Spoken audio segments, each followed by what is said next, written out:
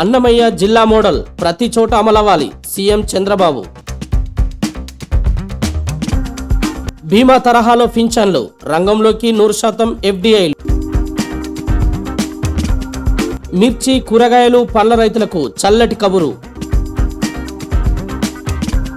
ప్రపంచవ్యాప్తంగా ఇరాన్ నౌకల కోసం వేట అమెరికా వ్యూహం. వార్ ఎఫెక్ట్ మార్చిలో 13% తగ్గిన ఎల్పీజీ వినియోగం. ప్రజల దృష్టి మరల్చేందుకే సీఎం మేడిగడ్డ పర్యటన.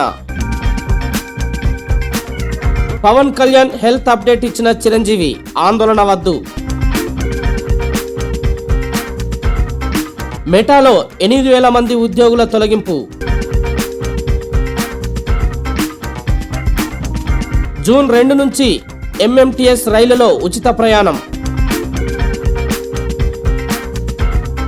పవన్ త్వరగా కోలుకోవాలి ప్రధాని మోదీ. రేపే రైతు భరోసా 2వ విడత నిధులు. శివాంగి ఆగమనం.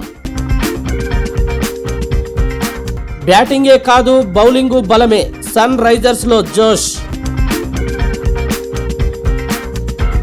అన్న క్యాంటీన్లకు భువనేశ్వరి 76 లక్షల విరాళం. 17 రోజుల్లో 200 కోట్లు రికార్డులు బద్దలు కొడుతున్న వాలా 2. ప్రపంచవ్యాప్తంగా ఇరాన్ నౌకల కోసం వేట అమెరికా వ్యూహం. హార్మూజ్ జలసంధి వద్ద కొరకరాని కొయ్యగా మారిన ఇరాన్ను లొంగదీసుకునేందుకు అమెరికా మరో వ్యూహాన్ని తెరపైకి తెచ్చినట్లు తెలుస్తుంది. ప్రపంచవ్యాప్తంగా ఇరాన్కు సంబంధించిన వాణిజ్య నౌకలు చమురు ట్యాంకర్లు ఎక్కడున్న సీజ్ చేయాలనే వ్యూహంపై కసరత్తు చేస్తుంది. ఇరాన్ పోర్టులను దిగ్బంధించిన అమెరికా దాని జల రవాణా వ్యవస్థను కూడా నానా రూపాలు లేకుండా చేయాలని భావిస్తుంది. ఇరాన్కు అవసరమైన మెటీరియల్ సరఫరా చేసే నౌకలు ఇరాన్ చమురును తరలించే ట్యాంకర్లు అమెరికా రాడార్లోకి రానున్నాయి. దీంతో ఉద్రిక్తతలు పశ్చిమాసియాను దాటి ప్రపంచంలోని మిగిలిన ప్రాంతాలకు కూడా వ్యాపించే అవకాశం ఉంది. వార్ ఎఫెక్ట్ మార్చిలో 13% తగ్గిన ఎల్పీజీ వినియోగం. పశ్చిమాసియాలో సంక్షోభం కారణంగా ఇంధన సరఫరాకు తీవ్ర అంతరాయం ఏర్పడింది. ముఖ్యంగా వంట గ్యాస్పై ఆ ప్రభావం కనిపిస్తుంది. భారత్లో మార్చి నెలలో ఎల్పీజీ వినియోగం 13% మేర పడిపోయింది. గత ఏడాది ఇదే కాలంతో పోలిస్తే ఎల్పీజీ వినియోగం 2.729 మిలియన్ టన్నుల నుంచి 12.8% తగ్గి 2.379 మిలియన్ టన్నులకు చేరినట్లు పెట్రోలియం ప్రణాళిక విశ్లేషణ సెల్ పీపీఏసీ పేర్కొంది. ఎల్పీజీ అవసరాల్లో సింహభాగం దిగుమతులపైనే ఆధారపడటం, ప్రధాన సరఫరా మార్గంగా హార్మూజ్ జలసంధి ఉండడమే ఇందుకు ప్రధాన కారణం. పశ్చిమాసియాలో నెలకొన్న ఉద్రిక్త పరిస్థితుల వల్ల ఇంధన సరఫరా గొలుసులో ఆటంకాలు ఎదురయ్యాయి. ఈ క్రమంలోనే దేశంలో డొమెస్టిక్ గృహ అవసరాలు సిలిండర్ల విక్రయాలు 8.1% పడిపోయాయి.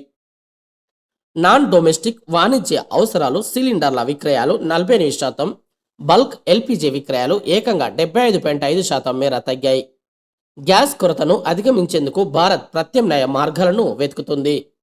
దేశంలో ఎల్పీజీ ఉత్పత్తులను పెంచినట్లు ప్రభుత్వం తెలిపింది. ఈ క్రమంలోనే 2025-26 ఆర్థిక సంవత్సరంలో ఎల్పీజీ ఉత్పత్తి 12.8 మిలియన్ టన్నుల నుంచి 13.1 మిలియన్ టన్నులకు చేరింది. మీ బంగారం అక్షయంగాను అస్థిరత ఉన్న దీర్ఘకాలంలో లాభాల పంట తగ్గినప్పుడల్లా కొనడమే మేలంటున్న నిపుణులు.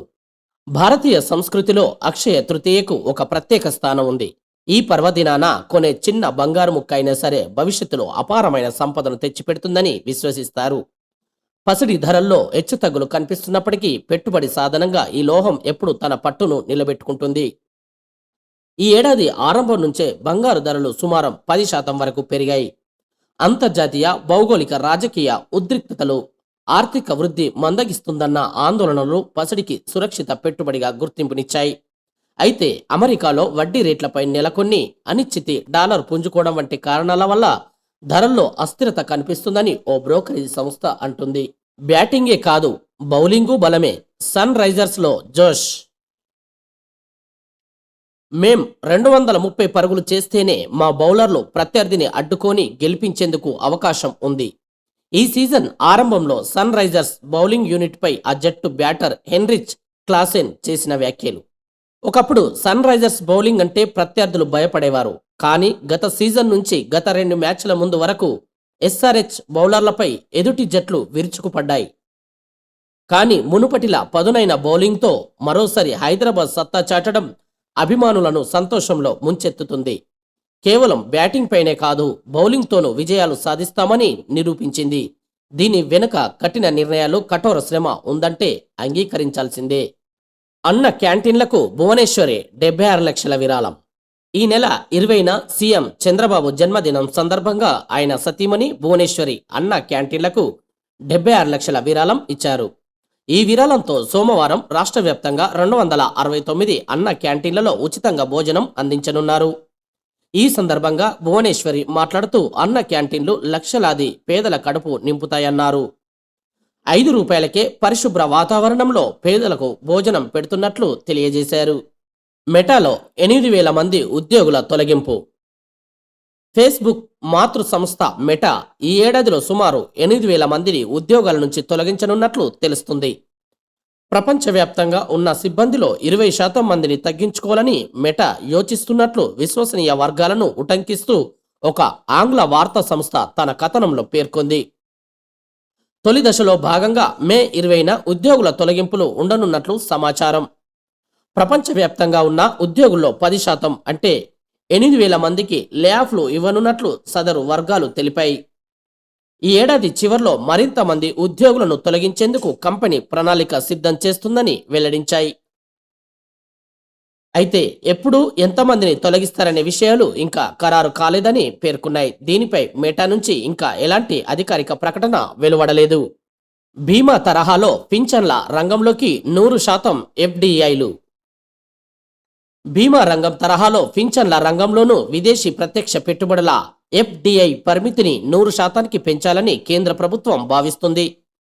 ఇందుకోసం పార్లమెంట్ వర్షాకాల సమావేశంలో సంబంధిత బిల్లును తీసుకురానున్నట్లు తెలుస్తుంది. ప్రస్తుతం బీమా రంగంలోకి 100% ఎఫ్డిఐలను అనుమతిస్తున్న సంగతి తెలిసిందే. అంతకుముందు 74%గా ఉన్న ఎఫ్డిఐల పరిమితిని 100%కి పెంచుతూ గత ఏడాది పార్లమెంట్ చట్టం చేసింది. కళ్యాణ్ హెల్త్ అప్డేట్ ఇచ్చిన చిరంజీవి ఆందోళన వద్దు. తన సోదరుడు ఆంధ్రప్రదేశ్ ఉప ముఖ్యమంత్రి పవన్ కళ్యాణ్ ఆరోగ్య పరిస్థితిపై ప్రముఖ నటుడు చిరంజీవి అప్డేట్ ఇచ్చారు. పవన్ ఆరోగ్యం విషయంలో ఆందోళన అవసరం లేదన్నారు. కళ్యాణ్ బాబుకు శస్త్రచికిత్స విజయవంతంగా జరిగింది. ప్రస్తుతం పవన్ ఆరోగ్యం నిలకడగానే ఉంది, బాగా కోలుకుంటున్నాడు. తను సాధారణ స్థితికి వచ్చేందుకు వారం సమయం పడుతుందని వైద్యులు చెప్పారు. పవన్ కోలుకోవాలని ప్రార్థించిన వారందరికీ ధన్యవాదాలు చెబుతూ సోషల్ మీడియాలో పోస్ట్ పెట్టారు. మరోవైపు అల్లు అర్జున్, ఎన్టీఆర్ తదితర సినీ ప్రముఖులు పవన్ ఆరోగ్యంపై స్పందించారు. ఆయన త్వరగా కోలుకోవాలని ఆకాంక్షిస్తూ సోషల్ మీడియాలో పోస్టులు పెట్టారు. రేపే రైతు భరోసా 2వ విడత నిధులు. కాటారం బహిరంగ సభలో విడుదల చేయనున్న సీఎం రేవంత్ రెడ్డి. ఈసారి 45,11,947 మందికి ప్రయోజనం. 2,206 కోట్ల పంపిణీకి ఆర్థిక శాఖ ఉత్తర్వులు. రాష్ట్రంలోని కర్షకులకు రైతు భరోసా పథకం 2వ విడత నిధుల పంపిణీకి రంగం సిద్ధమైంది. ఈ నెల 20న జయశంకర్ భూపాలపల్లి జిల్లా కాటారం మండలం నస్తూర్పల్లిలో నిర్వహించే బహిరంగ సభలో ముఖ్యమంత్రి రేవంత్ రెడ్డి, వ్యవసాయ శాఖ మంత్రి తుమ్మల నాగేశ్వరరావు ఇతర మంత్రుల సమక్షంలో ల్యాప్టాప్ మీటర్ నొక్కి నిధులను విడుదల చేస్తారు. యాసంగి సీజన్ పంట పెట్టుబడి రూపేణా గత నెల 23న సిద్దిపేట జిల్లా నర్మేటలో జరిగిన సభలో మొదటి విడతలో 68,89,955 మంది రైతులకు సుమారు 3,446.94 కోట్లను సీఎం విడుదల చేశారు. అదే విడతలో ఎకరం వరకు భూమి గల వారిని పరిగణలోకి తీసుకొని ఎకరానికి 6,000 చొప్పున మొత్తం 57,44,907 ఎకరాలకు ప్రభుత్వం సాయం అందించింది. తాజాగా 2వ విడత నిధులను సోమవారం విడుదల చేసేందుకు సీఎం నిర్ణయం తీసుకున్నారు. దీనికి అనుగుణంగా 45,11,947 మంది రైతులకు మొత్తం 36,76,766 ఎకరాల కోసం 2,206.06 కోట్ల విడుదలకు శనివారం ఆర్థిక శాఖ ఉత్తర్వులు ఇచ్చింది. మిర్చి, కూరగాయలు, పండ్ల రైతులకు చల్లటి కబురు. రాష్ట్ర వ్యాప్తంగా శీతల గిడ్డంగుల నిర్మాణానికి ప్రభుత్వ సన్నాహాలు. తెలంగాణలో మిర్చి, కూరగాయలు, పండ్లు, పూలు, ఇతర పంటల రైతులకు నిల్వ సౌకర్యం కల్పించేలా శీతల గిడ్డంగులను, కోల్డ్ స్టోరేజీలు నిర్మించేందుకు రాష్ట్ర ప్రభుత్వం పూనుకుంది. రాష్ట్రంలో ఇప్పటి వరకు ప్రభుత్వ రంగంలో శీతల గిడ్డంగులు లేవు. దీంతో మిర్చి, కూరగాయలు, పండ్ల రైతులు వాటిని వెనువెంటనే విక్రయించాల్సి వస్తుంది. దీంతో మార్కెట్లో సరియైన ధర రావడం లేదు. అమ్మకం జరగకపోతే పంటంతా పాడైపోయి పారబోయక తప్పట్లేదు. రాష్ట్రంలో ఉద్యాన ఉత్పత్తులను పెద్ద ఎత్తున పెంచేందుకు కార్యాచరణ చేపట్టిన ప్రభుత్వం రైతులకు నిల్వ సౌకర్యం లేకపోవడానికి ప్రధాన సమస్యగా గుర్తించింది. ఈ నేపథ్యంలో వ్యవసాయ శాఖ మంత్రి తుమ్మల నాగేశ్వరరావు దీనిపై ఉన్నత స్థాయి సమావేశం నిర్వహించి కూరగాయల రైతులకు శీతల గిడ్డంగులను నిర్మించాలని ఆదేశించారు. ఈ మేరకు రాష్ట్ర గిడ్డంగుల సంస్థ తొలిసారిగా ఖమ్మం జిల్లా వెంకటాయపాలెంలో 10 కోట్లతో 10,000 టన్నుల నిల్వ సామర్థ్యమున్న శీతల గిడ్డంగి నిర్మాణం చేపట్టింది. త్వరలోనే అది పూర్తి కానుంది. మరోవైపు భద్రాద్రి కొత్తగూడెం, మహబూబాబాద్, నిజామాబాద్, ఆదిలాబాద్, కరీంనగర్, వరంగల్, రంగారెడ్డి, వికారాబాద్, సంగారెడ్డి, సిద్దిపేట తదితర జిల్లాల్లో వీటి నిర్మాణం చేపట్టేందుకు స్థల సేకరణ ప్రారంభించారు. ప్రజల దృష్టి మరల్చేందుకే సీఎం మేడిగడ్డ పర్యటన. కేసీఆర్ బయటకు వస్తున్నారంటే కాంగ్రెస్కు వణుకు. భారస నేతల విమర్శ, బ్యారేజీ సందర్శన. భారస అధినేత కేసీఆర్ జగిత్యాలలో ప్రజా ఆశీర్వాద సభకు వస్తుంటే ప్రజల దృష్టి మరల్చేందుకే ముఖ్యమంత్రి రేవంత్ రెడ్డి మేడిగడ్డ పరిశీలన అంటున్నారని భారస నేతలు విమర్శించారు. జయశంకర్ భూపాలపల్లి జిల్లా మహదేవ్పూర్ మండలంలోని మేడిగడ్డ బ్యారేజీని భారస నేతలు శనివారం సందర్శించారు. బ్యారేజీ 7వ బ్లాకులో పియర్లు దెబ్బతిన్న ప్రాంతాన్ని పరిశీలించారు. అనంతరం మాజీ ఉప ముఖ్యమంత్రి తాటికొండ రాజయ్య, మాజీ మంత్రి ఎర్రబెల్లి దయాకర్రావు విలేకరులతో మాట్లాడారు.